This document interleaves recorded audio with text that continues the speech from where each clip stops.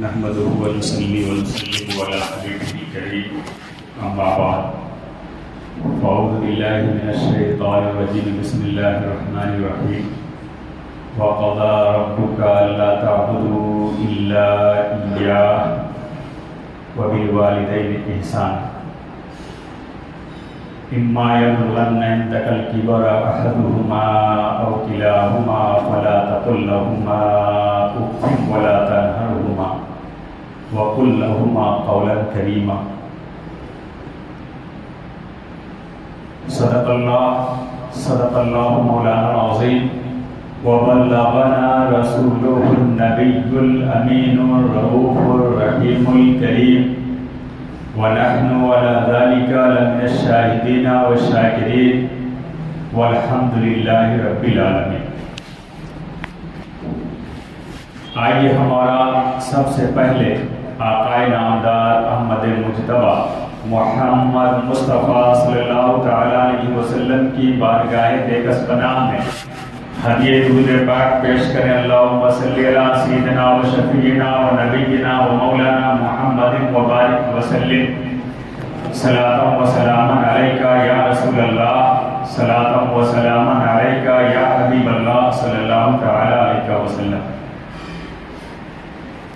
سرور دو عالم نے مرتبہ وہ پایا ہے، سرور دو عالم نے مرتبہ وہ پایا ہے، ہم گناہ گاروں کو رب سے بخشوایا ہے، ہم گناہ گاروں کو رب سے بخشوایا ہے، اور جو نبی کا دشمن ہے وہ خدا کا دشمن ہے، جو نبی کا دشمن ہے وہ خدا کا دشمن ہے، اس نے دین و ایمان کو ہاتھ سے گنوایا ہے، اس نے دین و ایمان کو ہاتھ سے گنوایا ہے، اور حضرت حلیمہ کی ہر کمی ہوئی پوری، حضرت حلیمہ کی ہر کمی ہوئی پوری، رحمت دو عالم کو گھر میں جب سے لایا ہے، رحمت دو عالم کو گھر میں جب سے لایا ہے، اور سر کٹا تو سکتے ہیں سر نہیں جھکائیں گے، سر کٹا تو سکتے ہیں سر نہیں جھکائیں گے، کہ شہید اعظم نے یہ ہمیں سکھایا ہے، کہ شہید اعظم نے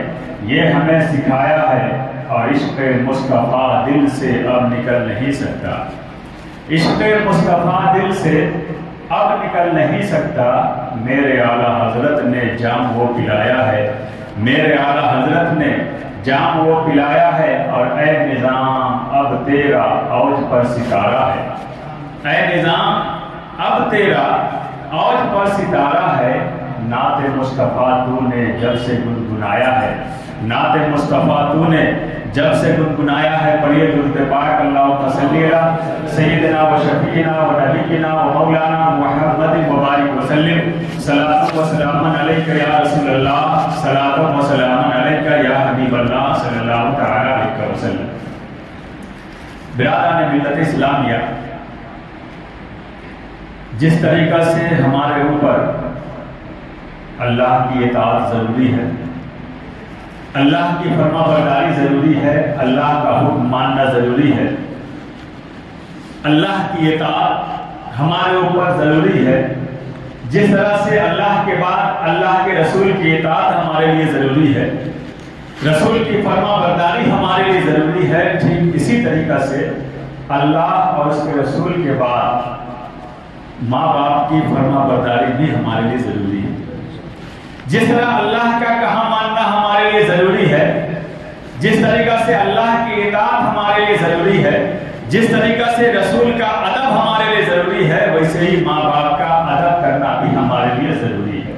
یہی وجہ ہے کہ میں نے اس آیت کریمہ کی تلاوت کیا، اللہ تبارک و تعالیٰ نے اس آیت کریمہ میں جہاں اپنی عبادت کا تذکرہ کیا ہے، وہی عبادت کے تذکرے کے بعد ماں باپ کی فرما برداری کا بھی حکم دیا ہے۔ اللہ ارشاد فرماتا ہے وَقَضَىٰ رَبُّكَ أَلَّا تَعْبُدُوا إِلَّا إِيَّاهُ وَبِالْوَالِدَيْنِ إِحْسَانًا، کہ اے مسلمانوں تمہارے رب کا یہ صاف صاف فرمان ہے، تمہارے رب کا یہ حکم ہے کہ تم اپنے رب کے سوا کسی کی عبادت نہ کرنا، اپنے رب کے سوا کسی کے لیے سجدہ نہ کرنا، اپنے رب کے سوا کسی کے لیے نماز نہیں پڑھنا، اپنے رب کے سوا کسی کے لیے عبادت نہ کرنا، وَبِالْوَالِدَيْنِ إِحْسَانًا، عبادت کے بعد اللہ فرما رہا ہے وَبِالْوَالِدَيْنِ إِحْسَانًا، اور اپنے ماں باپ کے ساتھ اچھا سلوک کرنا، اچھے سلوک سے پیش آنا، اپنے ماں باپ کے ساتھ اچھا برتاؤ کرنا۔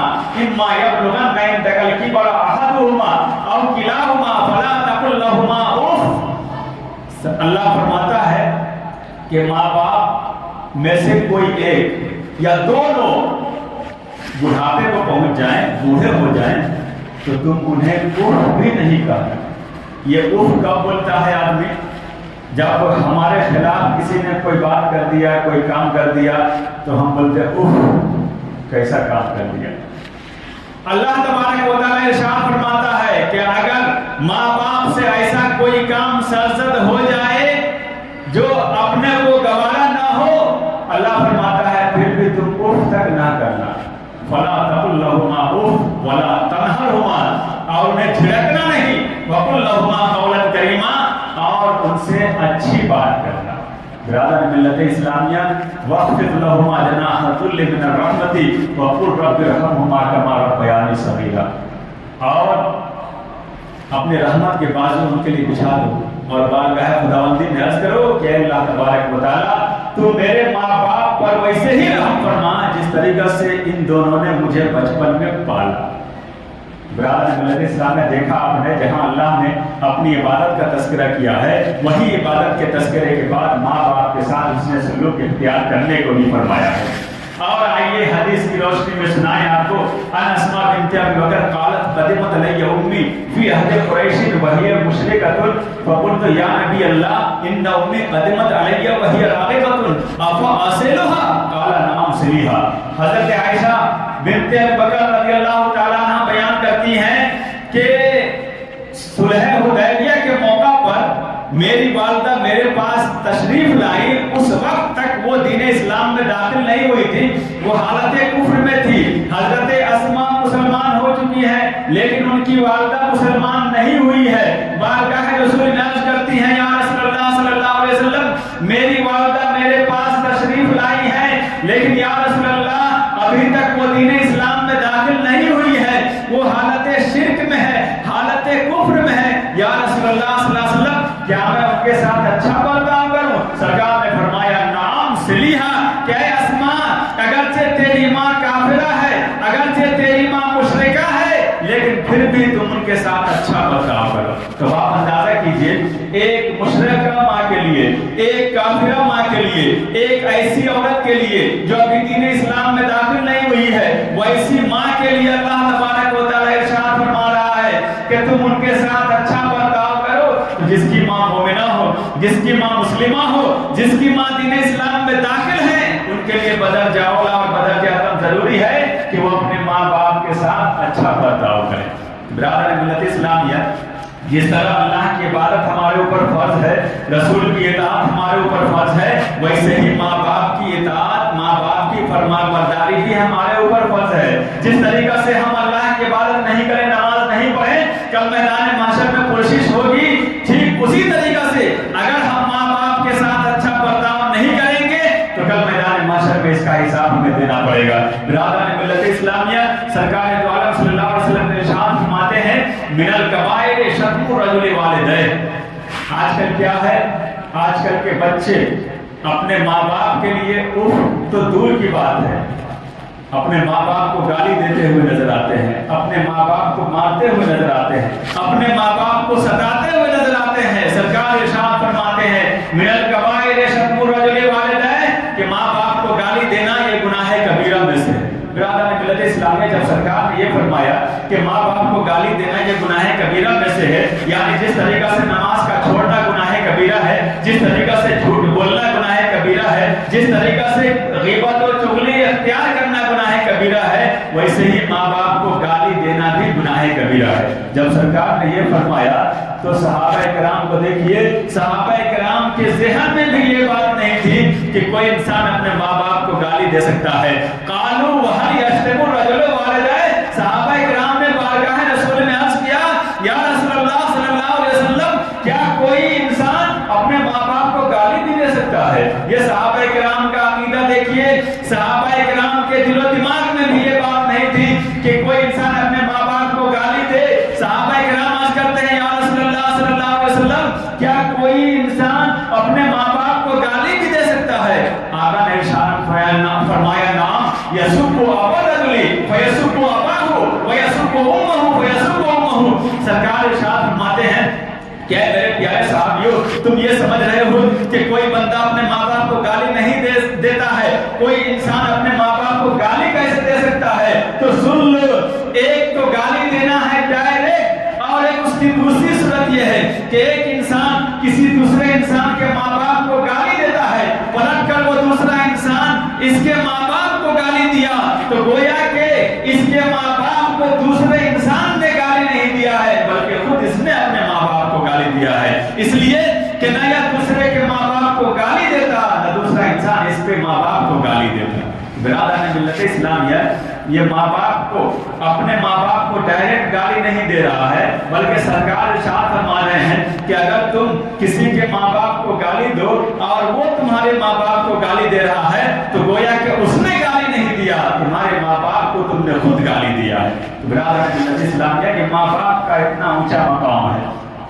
अल्लाह के रसूल सल्लल्लाहु अलैहि वसल्लम इरशाद फरमाते हैं, रिज़ल वालिद रिज़ल्लाहि फी रिज़ल रब्बी फी रिज़ल वालिद व सखतु रब्बी फी सखतिल वालिद, कि अल्लाह की रजामंदी माँ बाप की रजामंदी में है और अल्लाह की नाराजगी माँ बाप की नाराजगी में है।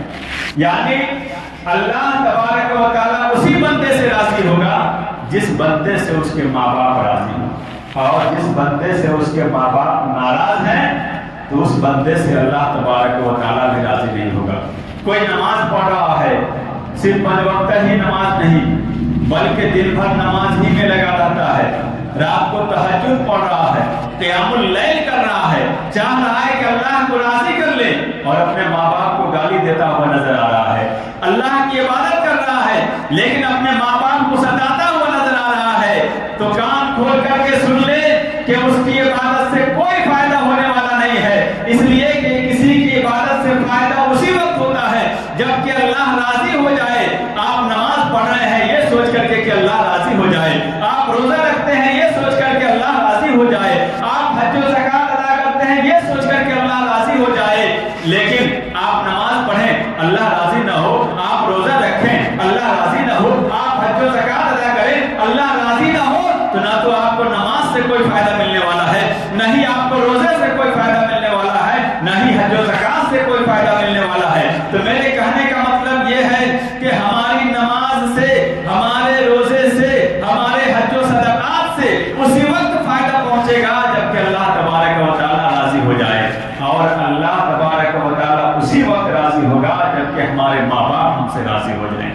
ये हमारा कहना नहीं है, सरकार का फरमान है, रिज़ल रब्बी फी रिज़ल वालिद व सखतु रब्बी फी सखतिल वालिद, कि माँ बाप की रजामंदी में अल्लाह की रजामंदी है और माँ बाप की नाराजगी में अल्लाह की नाराजगी है। आइए मैं आपको हदीस की रोशनी में, वाक़या की रोशनी में समझाऊं ताकि आपको यकीन हो जाए कि माँ बाप राजी है तो अल्लाह भी राजी, माँ बाप नाराज है तो अल्लाह तबारक व तआला भी नाराज है। सरकार दो आलम सल्लल्लाहु अलैहि वसल्लम सहाबा किराम के दरमियान तशरीफ फरमा है। इतने में कुछ लोग आए, बारगाह रसूल में अर्ज़ किया, या रसूलुल्लाह सल्लल्लाहु अलैहि वसल्लम, एक शख्स जागने के आलम में है लेकिन उसे कलमा की तलकीन की जा रही है, उसकी ज़बान पे कलमा तैयबा जारी नहीं हो पा रहा है। लाख हम लोग तलकीन कर रहे हैं, वो कलमा तैयबा पढ़ना चाह रहा है लेकिन उसकी ज़बान पर कलमा तैयबा जारी नहीं हो पा रहा है। आक़ा दो आलम सल्लल्लाहु अलैहि वसल्लम उस नौजवान के घर तशरीफ ले गए। जब आप तशरीफ ले गए तो आपने महसूस कर लिया कि इसकी वजह यह है कि इसकी माँ इससे नाराज है। सरकार गैर दाना भी थे, अल्लाह तबारक व तआला ने अपने नबी को गैर का इल्म अता फरमाया था। सरकार ने महसूस कर लिया कि इस बंदे की माँ इससे नाराज है, जिसकी वजह से अल्लाह भी नाराज, और इसकी ज़बान पर कलमा तैयबा जारी नहीं हो पा रहा है। आका ने इरशाद फरमाया कि इसकी माँ कहाँ है, उसे बुलाया जाए। चुनांचे उनकी माँ बूढ़ी हो चुकी थी, बारगाह रसूल में हाजिर हुई। आका ने पूछा कि क्या तू अपने बेटे से नाराज है? कहा कि हाँ या रसूलुल्लाह सल्लल्लाहु अलैहि वसल्लम, मैं अपने बेटे से नाराज हूँ। आका ने इरशाद फरमाया कि अपने बेटे को माफ कर दो। उस बूढ़ी औरत ने कहा कि या रसूलुल्लाह सल्लल्लाहु अलैहि वसल्लम, मैं अपने इस बेटे को क्यों कर माफ करूं? मैं कैसे माफ करूं जो अपनी बीवी को मेरे ऊपर तरजीह दिया करता है? मुझे वो मकाम नहीं अता होता है इसके पास जो मकाम इसकी बीवी का برادران ملت اسلامیہ، اتنا سننے کے بعد آقا دو عالم صلی اللہ علیہ وسلم نے صحابہ کرام کو حکم دیا کہ لکڑیاں جمع کرو۔ صحابہ کرام جب لکڑیاں جمع کرنے لگے تو اس بوڑھی عورت نے پوچھا یا رسول اللہ صلی اللہ علیہ وسلم ان لکڑیوں کا کیا ہوگا؟ آقا نے ارشاد فرمایا کہ اے بوڑھی ماں سن لے، تم نے اپنے بیٹے کو معاف نہیں کیا ہے، جب تو اس سے راضی نہیں ہوگی تو کل اللہ تبارک و تعالی اسے جہنم کے آگ میں جلائے گا۔ میں یہ چاہ رہا ہوں کہ اسے دنیا ہی میں جلا دیا جائے تاکہ جہنم میں اسے جلنا نہیں پڑے۔ اتنا سننا تھا کہ ماں کی مامتا جوش میں آ گئی، بارگاہ رسول نے عرض کیا یا رسول اللہ صلی اللہ علیہ وسلم، میں آپ کو گواہ بنا کے کہتی ہوں کہ میں نے اپنے نور نظر اور لفظ جگر کو معاف کر دیا۔ سبحان اللہ۔ جیسے ہی اس بوڑھی ماں نے کہا کہ اپنے نور نظر کو میں نے معاف کر دیا، جیسے ہی اس کی زبان سے یہ بات نکلی، جیسے ہی اپنے بیٹے سے راضی ہوئی، ویسے ہی اس کی زبان پر کلمہ طیبہ جاری ہوا۔ اس نے پڑھ لیا اشہد ان لا الہ الا اللہ واشہد ان محمد عبدہ ورسولہ، اور اس کی روح پرواز کر گئی۔ اب آپ نے دیکھا کہ جب تک ماں راضی نہیں تھی اللہ بھی راضی نہیں تھا۔ یہی وجہ ہے کہ اس کی زبان پر کلمہ طیبہ جاری نہیں ہو رہا تھا، لیکن جیسے ہی اس کی ماں راضی ہوئی ویسے ہی اللہ بھی راضی ہو گیا اور اس بندے کی زبان پر کلمہ طیبہ جاری ہو گیا۔ اسی لیے اللہ کے رسول نے ارشاد فرمایا رضا الرب فی رضا الوالد وسخط الرب فی سخط الوالد، کہ ماں باپ کی رضامندی میں اللہ کی رضامندی ہے اور ماں باپ کی ناراضگی میں اللہ کی ناراضگی ہے۔ برادران ملت اسلامیہ، ماں باپ اتنے قریب ہوتے ہیں، اتنے رحیم ہوتے ہیں، اتنے رحم دل ہوتے ہیں کہ بیٹا کافی نقصان پہنچاتا ہے لیکن پھر بھی اپنے بیٹے کے حق میں بد دعا کرتے ہوئے بہت کم ماں باپ نظر آتے ہیں۔ آج کل بہت ساری اولاد ایسی ہے، بہت سارے لڑکے ایسے ہیں جو اپنے ماں باپ کو ستاتے ہیں، تکلیف دیتے ہیں۔ ماں باپ کو چوٹ پہنچتی تو ہے، ناراض ہو جاتے ہیں کچھ دیر کے لیے، لیکن بد دعا نہیں کرتے۔ کچھ ماں باپ ایسے بھی ہیں جو تنگ آ کر کے بد دعا بھی کر دیتے ہیں۔ میں آپ کو بتا دوں کہ ماں باپ کی دعا اور بد دعا اللہ تبارک و تعالیٰ بہت جلد قبول فرما لیتا ہے۔ ماں نے صدق دل سے بیٹے سے راضی ہو کر کے اللہ کی بارگاہ میں کوئی دعا کیا بیٹے کے لیے تو اللہ تبارک و تعالیٰ ان کی دعا کو فوراً قبول فرماتا ہے۔ ایسے ہی ماں باپ اگر بیٹے سے ناراض ہو جائیں اور خدا نخواستہ وہ بیٹے کے حق میں بد دعا کر دے تو اللہ تبارک و تعالیٰ ان کی بد دعا کو بھی بہت جلد قبول فرماتا ہے۔ اس لیے اولاد کو چاہیے کہ اپنے ماں باپ کے ساتھ ایسا برتاؤ کریں، اپنے ماں باپ کے ساتھ ایسا سلوک کریں کہ ماں باپ ان کے لیے کبھی بد دعا نہ کریں بلکہ دعا ہی کریں۔ آئیے میں وہ بھی سنا دیتا ہوں کہ اللہ تبارک و تعالیٰ ماں کی دعا کو بھی جلد قبول کرتا ہے اور ماں باپ کی بد دعا کو بھی بہت جلد قبول کرتا ہے۔ بنی اسرائیل میں ایک بہت بڑے عبادت گزار تھے، عابد و زاہد، جن کی عبادت کا چرچا دور دور تک تھا، جن کا نام حضرت جریج تھا۔ یہ دنوں رات اللہ کی عبادت میں مصروف رہا کرتے تھے۔ پنج وقت نماز جو اس زمانے میں فرض تھی وہ تو پڑھتے ہی تھے، نفل نماز میں بھی ہمیشہ لگا رہا کرتے تھے۔ ہمیشہ انہوں نے ایک حجرہ تیار کر لیا تھا، ہمیشہ وہ اسی حجرے میں رہتے اور اللہ کی عبادت میں مصروف رہا کرتے تھے۔ ایک دن کسی ضرورت کے لیے ان کی ماں نے اپنے بیٹے کو باہر سے آواز دی، جریج، حضرت جریج نماز میں مصروف تھے، نفل نماز پڑھ رہے تھے۔ اب وہ سوچ میں پڑ گئے کہ یا اللہ کیا کیا جائے، میں تو نماز پڑھ رہا ہوں، میری ماں مجھے پکار رہی ہے، اگر میں ماں کی بات کا جواب دوں تو میری نماز جاتی ہے، اور اگر نماز میں مصروف رہوں تو ماں کی بات کا جواب نہیں ہو پائے گا، کہیں ماں ناراض نہ ہو جائے۔ یہ سوچ ہی رہے تھے کہ دوسری آواز آئی، جریج۔ حضرت جریج پھر سوچ میں لگے ہوئے ہیں، اتنے میں تیسری بار آواز آئی، جریج۔ حضرت جریج نے کہا کہ چونکہ میں نماز میں ہوں، نماز پڑھ لیتا ہوں، اس کے بعد ماں کے پاس جاؤں گا۔ اتنا جب سوچا انہوں نے، ماں نے انتظار کیا، ایک بار آواز دیا، دو بار آواز دی، تیسری بار آواز دی، جب کوئی جواب نہیں ملا تو ماں کی زبان سے یہ بد دعا نکل گئی کہ اے جریج، تم نے میری آواز پہ لبیک نہیں کہا، میری بات کا جواب نہیں دیا، جا، اللہ تبارک و تعالیٰ تجھے کسی زانیہ کے جال میں پھنسائے۔ माँ की बद्दुआ थी, अल्लाह तबारक व तआला ने फौरन उनकी बद्दुआ को कबूल कर लिया। अब आप देखिए कैसे अल्लाह तबारक व तआला ने उनकी बद्दुआ को कबूल किया और हजरत जुरैज किस मकाम पे थे और अल्लाह तबारक व तआला ने माँ की बद्दुआ के नतीजे में किस मकाम पे पहुंचा दिया। देखिए हजरत जुरैज रज़ियल्लाहु तआला हजरत जुरैज रहमतुल्लाहि तआला अलैहि ने जब माँ की बात का जवाब नहीं दिया, माँ ने बद्दुआ कर दिया, कहे मेरे बेटे तूने मेरी बात का जवाब नहीं दिया है, जा अल्लाह तबारक व तआला तुझे किसी जानिया के जाल में फंसाए। उसी इलाके में एक बदचलन औरत रहा करती थी।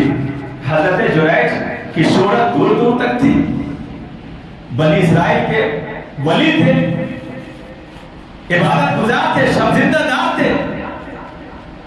यहूदियों ने सोचा कि चलो इनको बदनाम किया जाए, चुनांचे एक बदचलन औरत को इस बात के लिए तैयार किया कि तुम जुरैज पर इल्जाम लगा दो कि इसने मेरे साथ बदकारी किया है, जिसकी वजह से मेरा ये बच्चा पैदा हुआ है। अब देखिए ये बद्दुआ, माँ की बद्दुआ। उस बदचलन औरत ने उस जमाने के बादशाह के पास जाकर शिकायत की कि बादशाह सलामत, मेरे साथ जुरैज ने ये घिनौना हरकत की है जिसके नतीजे में मुझे ये बच्चा पैदा हुआ है। हजरत जुरैज को बुलाने के लिए जल्लाद को भेजा बादशाह ने। जल्लाद जब पहुंचे तो हजरत जुरैज अब भी नमाज में मसरूफ है। बाहर से आवाज आई जुरैज, हजरत जुरैज ने जवाब नहीं दिया। दूसरी आवाज आई, फिर नमाज में थे, जवाब नहीं मिला। तीसरी आवाज आई, फिर भी जवाब नहीं दिया। तो मालूम है उन जल्लादों ने हजरत जुरैज के इबादत खाने को, दरवाजे को तोड़ दिया और हजरत जुरैज को घसीट कर बादशाह के सामने हाजिर किया। बादशाह ने कहा कि जुरैज तुमने इस औरत के साथ ये हरकत किया है। कहा बादशाह सलामत, मैंने तो इस औरत को देखा भी पहली बार है, मैंने इस औरत के साथ कोई भी गलत हरकत नहीं किया है। बिरादर मिल्लत इस्लामिया, उस औरत को फिर बुलाया गया, औरत से पूछा गया। औरत ने कहा कि हाँ, मेरे साथ इस शख्स ने, जुरैज ने मेरे साथ गलत हरकत किया है, जिसके नतीजे में मेरा ये बच्चा पैदा हुआ है। अब हजरत जुरैज ने जब आंख को बंद किया, सोचना शुरू किया, तो उनके समझ में बात आ गई कि मेरी वालिदा ने फला मौका से मुझे 3 मरतबा आवाज दिया था, मैंने अपनी माँ की बात का जवाब नहीं दिया था। मेरी माँ ने यही बद्दुआ किया था कि तुमने मेरी बात का जवाब नहीं दिया है, अल्लाह तबारक व तआला तुझे किसी जानिया के जाल में फंसाए। हो सकता है अल्लाह तबारक व तआला ने मेरी माँ की बद्दुआ के नतीजे में मुझे इस मकाम पे पहुंचाया हो। जैसे ही उनके जहन में ये बात आई, बादशाह के पास कहा कि बादशाह सलामत, मेरे साथ जो भी सलूक करना है कर लेना, लेकिन मुझे 5 मिनट की मोहलत दी जाए। बादशाह ने कहा कि ठीक है। हजरत जुरैज दौड़े दौड़े अपनी माँ की बारगाह में पहुंचे, माँ के कदमों में गिर गए और अर्ज करने लगे कि अम्मा हुजूर, ऐ मेरी वालिदा बुजुर्गवार, ऐ मेरी अम्मी जान, गजब हो गया। पूछा क्या हुआ? कहा कि ऐ मेरी वालिदा मोहतरमा, आपने फला मौका से मुझे आवाज दिया था, मैंने आपकी आवाज पे लब्बैक नहीं कहा, आपने मेरे हक में बद्दुआ कर दिया था। आज अल्लाह तबारक व तआला ने आपकी बद्दुआ को कबूल कर लिया है और मुझे इस मकाम पे पहुंचा दिया है। ऐ मेरी अम्मी जान, आप अल्लाह की बारगाह में दुआ कीजिए ताकि अल्लाह तबारक व तआला मुझे इससे निजात अता फरमाए और जो मकाम मुझे पहले हासिल था वही मकाम वापस अल्लाह तबारक व तआला अता फरमाए। बिरादर मिल्लत इस्लामिया, माँ थी, कोई सख्त दिल नहीं थी, कोई गैर औरत नहीं थी। माँ की ममता जोश में आ गई। माँ ने अपने हाथों को उठा दिया, अल्लाह की बारगाह में अर्ज किया कि अल्लाह तबारक व तआला, अगर तूने मेरे बेटे जुरैज को मेरी बद्दुआ के नतीजे में इस मकाम पर पहुंचाया है, तो अल्लाह तबारक व तआला, मैं तेरी बारगाह में दुआ करती हूँ कि मेरे बेटे जुरैज को वही मकाम अता फरमा जो मकाम तूने पहले अता फरमाया था। और ये जो इसके ऊपर इल्जाम लगा है, अल्लाह तबारक व तआला इस इल्जाम से मेरे बेटे को बरी कर दे। चुनांचे हजरत जुरैज ने जैसे ही माँ की दुआ खत्म हुई, वापस बादशाह के पास आए और आने के बाद कहा कि उस औरत को बुलाया जाए। चुनांचे वो औरत आई, औरत से पूछा, फिर भी औरत ने हजरत जुरैज ही का नाम लिया।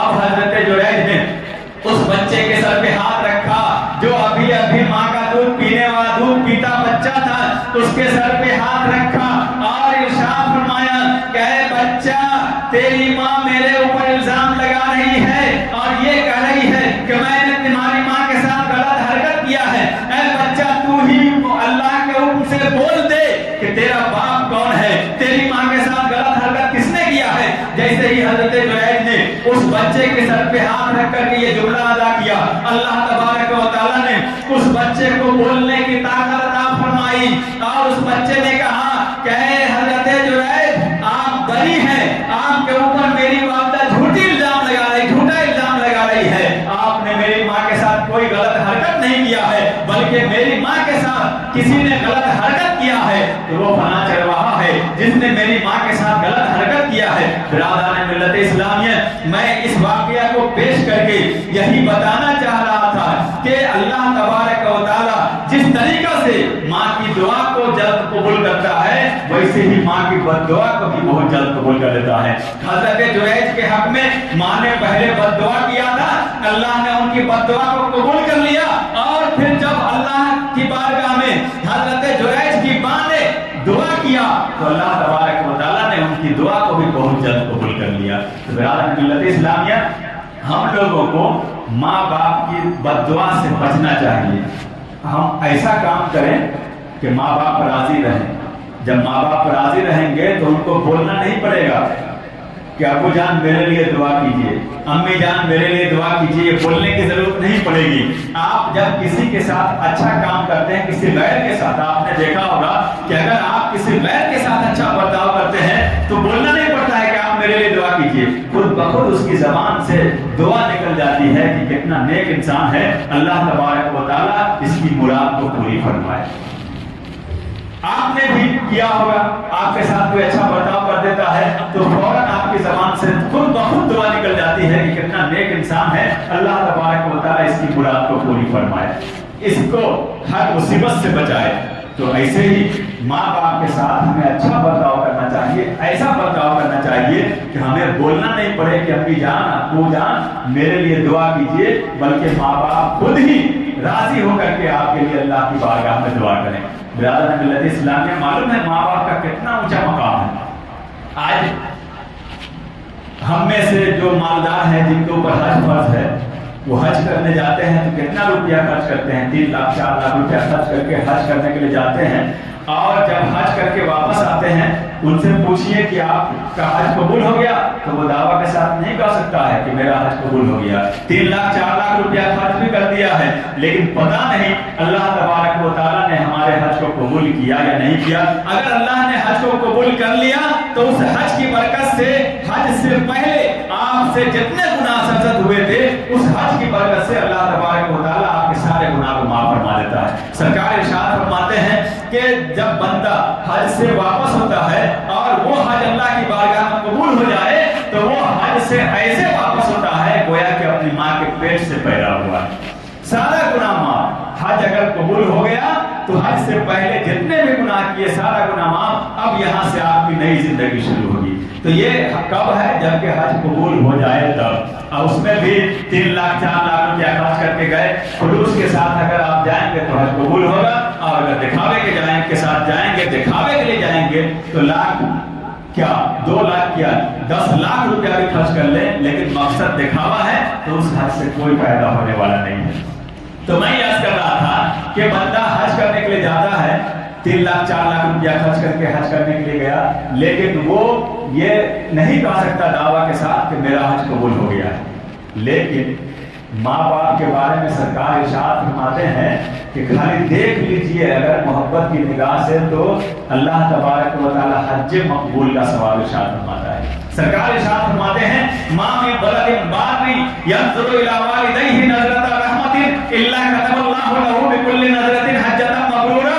سرکار ارشاد فرماتے ہیں کہ جو بھی نیک بندہ، جو بھی فرمانبردار بیٹا اپنے ماں باپ کی طرف محبت بھری نگاہ سے ایک مرتبہ دیکھ لے تو اللہ تبارک و تعالیٰ اسے ایک حج مقبول کا ثواب عطا فرماتا ہے۔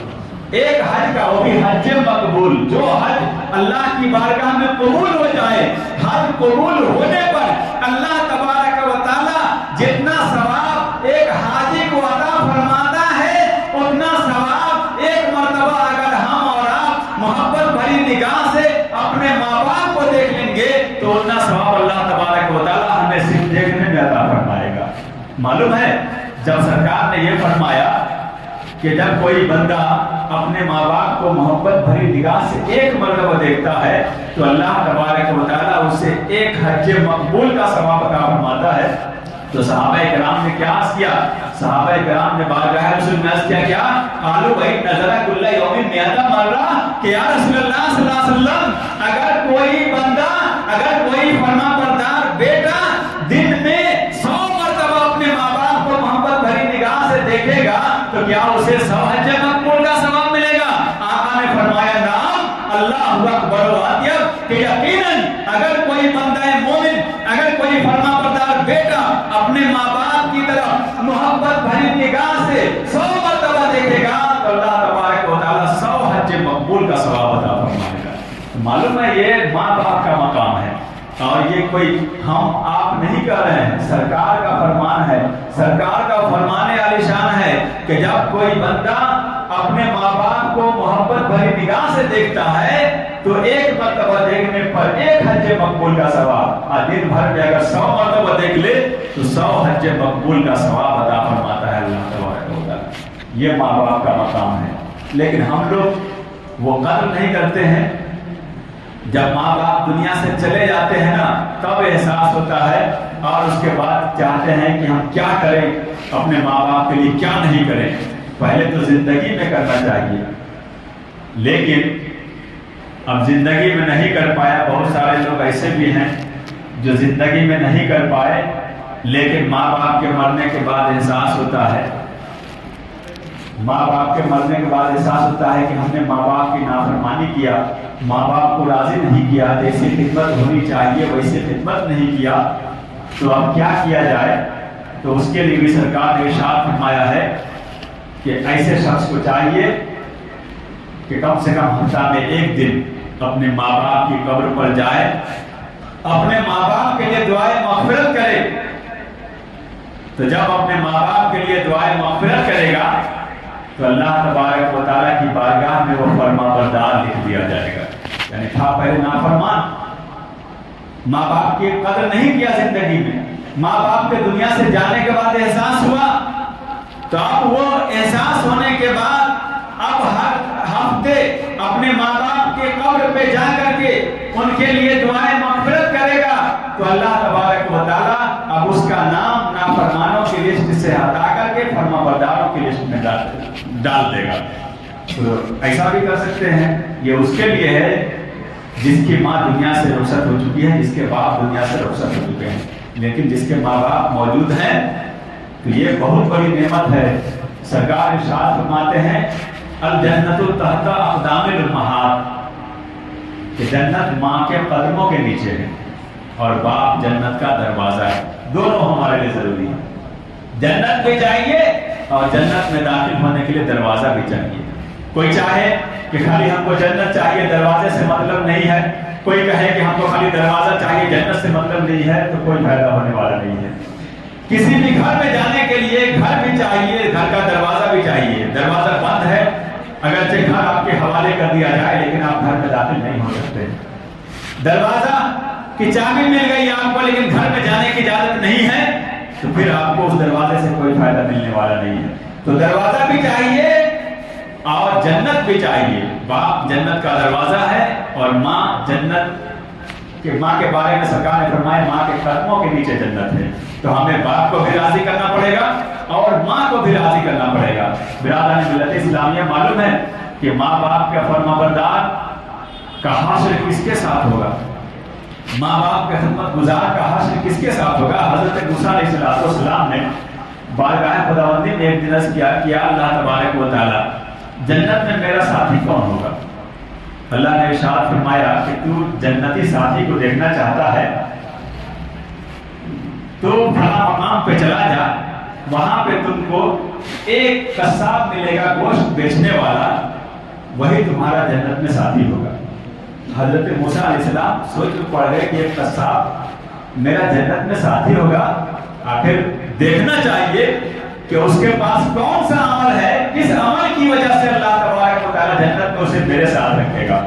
حضرت موسیٰ علیہ السلام نے بارگاہ خداوندی میں کیا کہ اللہ تبارک و تعالیٰ میں اسے دیکھنا چاہتا ہوں، آخر مجھے بھی تو یقین ہو جائے کہ ہاں وہ میرے جنت میں میرا ساتھی بننے کے لائق ہے۔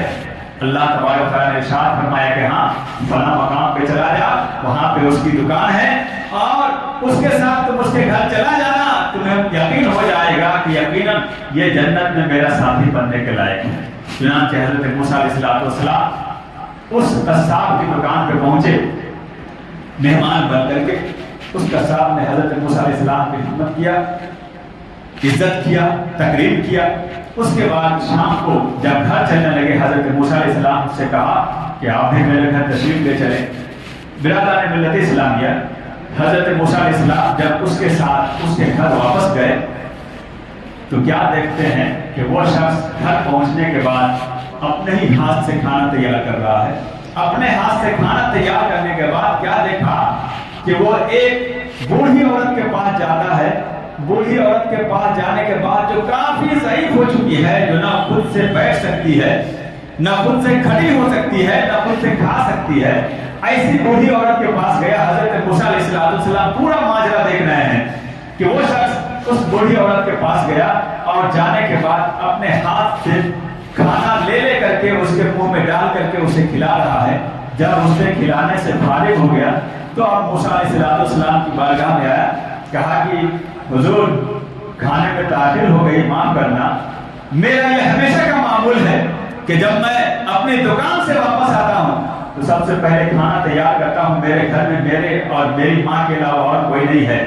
میں کھانا تیار کرتا ہوں، کھانا تیار کرنے کے بعد میں سب سے پہلے اپنی ماں کو کھلاتا ہوں اور اس کے بعد تب میں خود کھاتا ہوں۔ یہی وجہ ہے کہ آج بھی میں نے یہی کیا کہ میں نے سب سے پہلے اپنی والدہ کو کھانا کھلایا، اس کے بعد میں آیا ہوں، اب آئیے ہم دونوں کھانا کھاتے ہیں۔ اب حضرت موسیٰ علیہ السلام سمجھ گئے کہ یقیناً یہ اس کی وجہ یہی ہے کہ حضرت موسیٰ علیہ السلام نے کیا دیکھا کہ جب وہ اپنی ماں کو کھلانے سے فارغ ہوا اور جب وہاں سے نکلا تو حضرت موسیٰ علیہ السلام کیا دیکھ رہے ہیں کہ وہ بوڑھی عورت جس کا ہاتھ صحیح سے اٹھ نہیں رہا ہے اور جس کی زبان صحیح سے چل نہیں گئی ہے، وہ دھیرے دھیرے اپنے ہاتھ کو اٹھاتی ہے اور کچھ بڑبڑا رہی ہے۔ حضرت موسیٰ علیہ السلام نے اس کی زبان پہ غور کیا تو یہی سمجھ میں آیا کہ وہ اپنے بیٹے کے لیے دعا کر رہی ہے کہ اللہ تبارک و تعالی میرا بیٹا ایسا فرما بردار ہے، میری ایسی خدمت کر رہا ہے، اے اللہ تبارک و تعالی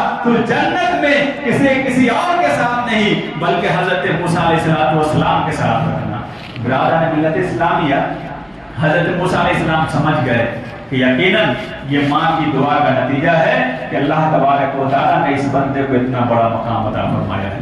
تو آج بھی اگر ہم چاہتے ہیں کہ انبیاء کرام کے ساتھ جنت میں رہیں، اگر ہم چاہتے ہیں اللہ والوں کے ساتھ جنت میں رہیں، تو ہمیں چاہیے کہ اپنے ماں باپ کی قدر کریں، اپنے ماں باپ کی عزت کریں، اپنے ماں باپ کی خدمت کریں۔ ماں باپ جس کے موجود ہیں وہ ان حضرات سے ماں باپ کا مقام پوچھیں جن کے ماں باپ دنیا سے رخصت ہو گئے۔ رخصت ہونے کے بعد احساس ہوتا ہے کہ ماں باپ کا کیا مقام ہوتا ہے۔ جب تک ماں باپ رہتے ہیں تو معاذ اللہ بہت سارے بیٹے تو ایسے بھی ہوتے ہیں کہ جلدی سے جلدی میرے ماں باپ دنیا سے رخصت ہو جائیں، لیکن احساس کب ہوتا ہے جب دنیا سے رخصت ہو جاتے ہیں۔ تو ماں باپ کی قدر کیجیے۔ برادران ملت اسلامیہ، میں آپ کو بتا دوں کہ اللہ کے رسول صلی اللہ علیہ وسلم ارشاد فرماتے ہیں کہ جیسا کرو گے ویسا پاؤ گے، جیسا کرو گے ویسا بھرو گے۔ ہم جیسا کریں گے اپنے ماں باپ کے ساتھ، کل ہماری اولاد بھی ہمارے ساتھ ویسا ہی کرے گی۔ ایک مشہور واقعہ ہے، آج بھی سننے میں آتا ہے کہ بہت سارے حضرات اپنے ماں باپ کو لاوارث بنا کر کے، وہ جو کچھ جگہ بنی رہتی ہے جہاں پہ لاوارث کو رکھا جاتا ہے، وہاں پہ اپنے ماں باپ کو بھیج دیتے ہیں۔ آج بھی سننے میں آتا ہے۔ اس زمانے میں بھی ایک شخص نے اپنے ماں باپ سے تنگ آ کر کے کہا کہ آپ میرے گھر پہ ہیں، ہمیشہ کچھ نہ کچھ بکتے رہتے ہیں، چلیے آپ کو کہیں دوسرے مقام پہ چھوڑ آتے ہیں۔ یہ مشہور ہے، یہ عبرت کا واقعہ ہے، خاص صحیح ہو یا غلط ہو لیکن ایسا ہو بھی سکتا ہے اس شخص نے اپنے ماں باپ کو لیا اور دونوں کے لیے کمبل بھی لیا، بستر بھی لیا، اور دونوں کو لے جا کر کے ایک مقام پر رکھ دیا۔ ان کا بیٹا جو تھا نا بچہ، وہ بھی ساتھ پکڑ لیا باپ کے ساتھ جانے کے لیے۔ آج بھی ہم لوگ کہیں جاتے ہیں تو ہمارے بچے ساتھ پکڑتے ہیں کہ ابا جان ہم بھی آپ کے ساتھ چلیں گے۔ ٹھیک اسی طریقہ سے جب بیٹا اپنے ماں باپ کو لے کر کے چلا تو اس بیٹے کا جو بیٹا تھا وہ ساتھ پکڑ لیا، اور جب گیا، جب وہ واپس آنے لگا تو جو بچہ تھا اس بچے نے کمبل کو دو حصوں میں بانٹ دیا، پھاڑ کر کے آدھا لے کر کے آ گیا۔ باپ نے پوچھا کہ ارے یہ تم دادا کا کمبل پھاڑ کر کے کیوں لے آیا ہے؟ کہا کہ ابا حضور اس کی وجہ یہ ہے کہ جس طریقہ سے میں بچہ ہوں، آپ جوان ہیں، آپ کے والد بوڑھے ہیں، آپ نے اپنے والد کو ایک دوسرے مقام پہ ڈال دیا ہے کمبل دے کر کے۔ کل جب میں نوجوان ہوں گا، آپ بوڑھے ہوں گے، تو جس طریقہ سے آپ نے اپنے والد کو ایسے مقام پہ ڈالا ہے، کل میں بھی جب آپ بوڑھے ہوں گے تو آپ کو بھی ایسے مقام پہ ڈالوں گا۔ اسی کے لیے میں نے یہ کمبل بچا کر کے رکھ لیا ہے تاکہ کل مجھے کمبل خریدنے کی ضرورت نہیں پڑے، یہی کمبل میں آپ کو لے جا کر کے دے دوں گا۔ برادران ملت اسلامیہ، جیسے ہی اس بچے نے یہ کہا، اس نوجوان کے آنکھ سے آنسو جاری ہو گئے، اور اس کے بعد سمجھ میں آ گیا یقیناً سرکار نے حق فرمایا ہے کہ تم جیسا کرو گے ویسا پاؤ گے، ہم نے جیسا کیا ہے کل ہمیں ویسا ہی ملے گا۔ اس لیے وہ پھر واپس اپنے ماں باپ کے پاس گیا اور اپنے ماں باپ کو واپس گھر لے آیا۔ تو میرے کہنے کا مطلب یہ ہے کہ ہم جیسا کریں گے ویسا ہی پائیں گے۔ ہم محسوس بھی کرتے ہیں کہ ہم اگر کسی کے ساتھ برائی کرتے ہیں تو ہمارے ساتھ بھی برائی ضرور ہو جاتی ہے۔ یہ الگ بات ہے کہ ہم احساس نہیں کریں کہ ہمارے ساتھ برائی کیوں ہوئی ہے، لیکن بدلہ دنیا ہی میں مل جاتا ہے، آخرت میں تو ملنا ہی ہے، لیکن دنیا ہی میں اس کا بدلہ مل جاتا ہے۔ اس لیے ہم تمام نوجوانوں سے گزارش کریں گے کہ جن کے ماں باپ زندہ ہیں، آپ اپنے ماں باپ سے محبت کریں، ان کے ساتھ ایسا برتاؤ کریں کہ وہ آپ کے لیے دعائیں کریں، بد دعا نہ کریں، اس لیے کہ اگر وہ آپ کے لیے دعا کریں صرف دل سے تو یقیناً اللہ تبارک و تعالیٰ ان کی دعا کو آپ کے حق میں ضرور قبول فرمائے گا۔ تو آپ اچھا برتاؤ کریں گے تو یقیناً وہ آپ کے لیے دعا کریں گے، اور اگر آپ ان کے ساتھ غلط برتاؤ کریں گے، انہیں گالی دیں گے، برا بھلا کہیں گے، تو معلوم ہے اگر وہ بد دعا کر دے تو اللہ تبارک و تعالیٰ ان کی بد دعا کو بھی ضرور قبول فرمائے گا۔ برادران ملت اسلامیہ، ایک شخص نے بارگاہ رسول میں عرض کیا کہ یا رسول اللہ صلی اللہ علیہ وسلم، میری ماں حج کے قابل نہیں تھی، میں نے اپنی ماں کو کندھے پہ بٹھا کر کے حج کرایا، اور ایک بار نہیں تقریباً 11 مرتبہ حج کرایا۔ یا رسول اللہ صلی اللہ علیہ وسلم، کیا میں نے اپنی ماں کا حق ادا کر دیا؟ معلوم ہے سرکار نے ارشاد فرمایا، کہ انسان تو سمجھ رہا ہے کہ میں نے اپنی ماں کا حق ادا کر دیا؟ ارے تمہاری پیدائش کے وقت میں جو اسے تکلیف پہنچی تھی تم نے اس کا بھی حق ادا نہیں کیا۔